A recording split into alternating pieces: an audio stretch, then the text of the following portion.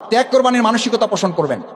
আপনি মানুষের জন্য করেন, মানুষ আপনার জন্য করবেন, কিন্তু করাটা শুরু আগে তার থেকে না আপনার থেকে। তোমার কাউন্সিলগিরি, তোমার মেয়রগিরি, তোমার এমপিগিরি, তোমার মন্ত্রীগিরি, এমনকি তোমার মহানগরীর সেক্রেটারিগিরি, এই গিরির সাথে যদি দুনিয়ার কোনো সম্পৃক্ত থাকে, তো তোমার মতো শফিকুল ইসলাম মাসুদকে দিয়ে জাহান্নাম উদ্বোধন হবে। উদ্বোধনী অনুষ্ঠানের মেহমান হবে শফিকুল ইসলাম মাসুদ, আল্লাহ আমাদের মাফ করুন। আবু হুরায়রা রাদিয়াল্লাহু তাআলা আনহু কত হাদিস বর্ণনা করেছেন, কম না বেশি? তার মধ্যে একটা হাদিস বর্ণনা করতে গিয়ে কয়বার বেহুশ হয়েছেন? কেউ বলেন 3 বার, কেউ বলেন 4 বার। একবার বেহুশ হন, রাসূল সাল্লাল্লাহু আলাইহি ওয়াসাল্লাম মাথাটা উঠাই আবার হাঁটুর উপর রাখেন, আবার বেহুশ হন, আবার মাথাটা উঠাই হাঁটুর উপর রাখেন, নাড়াচাড়া দেন, কি হয়েছে তোমার, কি হয়েছে তোমার?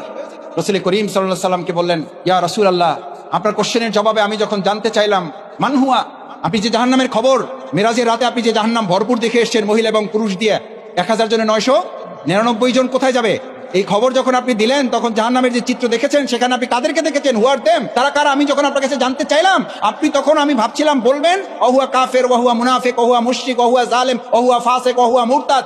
আপনি কোনোটাই বললেন না, বরং আপনি উল্টা বললেন ওহুয়া আলেম, ওহুয়া আলেম।